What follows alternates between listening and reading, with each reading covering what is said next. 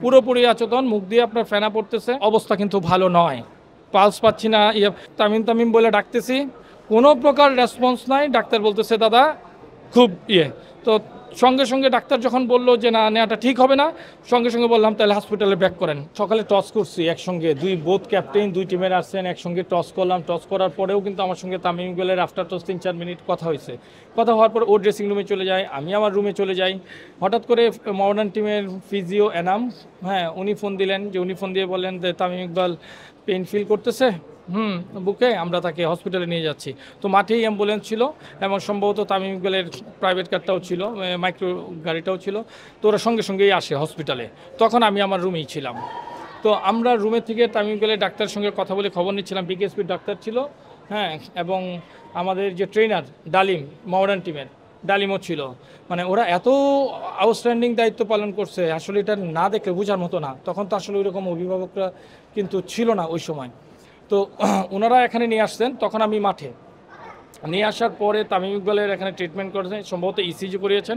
ইসিজিটা ভালো ছিল, কিন্তু আরেকটা রিপোর্ট একটু এটা সঙ্গে সঙ্গে বোঝা যায় না, ডাক্তার বলল।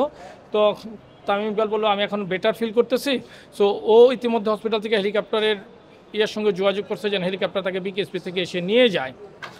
তারপরে সে তখন অ্যাম্বুলেন্সে করেই কিন্তু বিকেএসপিতে আসে। তো এর মধ্যে আমাকে বললো মডার্ন টিমের ম্যানেজার যে হেলিকপ্টার আসতে পারে, এসে তামিমকে নিয়ে যেতে পারে। তো আমরা যখন আকাশে হেলিকপ্টারের শব্দ শুনলাম, আমি সঙ্গে সঙ্গে আমার গাড়ি নিয়ে আপনার অ্যাথলেটিক ট্র্যাকে আসলাম, বিকেএসপির যে জায়গায় হেলিকপ্টার ল্যান্ড করতে। আমি এসে দেখলাম হেলিকপ্টারটা ল্যান্ড করছে, তামিমের অ্যাম্বুলেন্স ঢুকছে, পিছনে আমার গাড়িটা ঢুকতেছে। খুব অ্যাম্বুলেন্সটা খুব দ্রুততার সঙ্গে যাচ্ছে। তো গেল, আমিও গাড়ি থেকে নামলাম। নামার পরে যখন তামিমের কাছে গেলাম যে তামিমকে নামাবে, অ্যাম্বুলেন্স থেকে নিয়ে হেলিকপ্টারে শিফট করবে, তখন তামিম ইকবালের মধ্যে আমরা পুরাইটাই অচেতন। স্বাস্থ্যকর অল টাইম হানিকম, সব সময় অল টাইম হেলদি লাইফ। পুরোপুরি অচেতন, মুখ দিয়ে আপনার ফেনা পড়তেছে। ডাক্তার বলতেছে, ডাক্তার যে ছিল বিকেএসপির, উনি বলতেছে পালস পাওয়া যাচ্ছে না, খুবই খারাপ অবস্থা। এর মধ্যে ডালিম পাঞ্চ করতেছে, তাদের যে প্রাথমিক ট্রিটমেন্টটা দেওয়ার, মানে এতই বাজে অবস্থা। তখন আমি সঙ্গে সঙ্গে ডাক্তারকে জিজ্ঞেস করলাম, ডাক্তার সাহেব আমরা কি তাকে হেলিকপ্টারে ঢাকা নিব নাকি আমরা আবার হসপিটালে ব্যাক করব, কোনটা? বলতেছে অবস্থা কিন্তু ভালো নয়, পালস পাচ্ছি না। অবস্থাটা আমি তো তামিম গেলে পায়ের দিকে আমি এরকম করতেছি, তামিম তামিম বলে ডাকতেছি, কোনো প্রকার রেসপন্স নাই। ডাক্তার বলতেছে দাদা খুব তো সঙ্গে সঙ্গে ডাক্তার যখন বললো যে না নেওয়াটা ঠিক হবে না, সঙ্গে সঙ্গে বললাম তাহলে হসপিটালে ব্যাক করেন। আমরা আবার ট্রলি দিয়ে জিনিসটা ভেতরে নিয়ে ডাক্তারের পরামর্শক্রমে আমি বললাম যে যেহেতু আমি ম্যাচ রেফারি ছিলাম, আমাদের তো একটা সিদ্ধান্ত তো নিতে হবে। আমি ওই জায়গায় আমি বললাম যে হসপিটালে চলে আমরা ব্যাক করি। যেহেতু ডাক্তারের সিদ্ধান্তটাও তাই যে এটা করলে ভালো হবে, তখন আমি বললাম যে ঠিক আছে আমরা মুভ করো হসপিটালে। তো আমরা যখন গাড়ি নিয়ে হসপিটালে মুভ করি, রাস্তায়ও কিন্তু 4-5 মিনিটের মধ্যে আমরা পৌঁছায় যাই, কোনো জ্যাম ছিল না। তখন গাড়ির মধ্যেও কিন্তু তার ট্রিটমেন্ট চলতেছে, ডাক্তার এবং ডালিম, আমি সামনের সিটে বসা।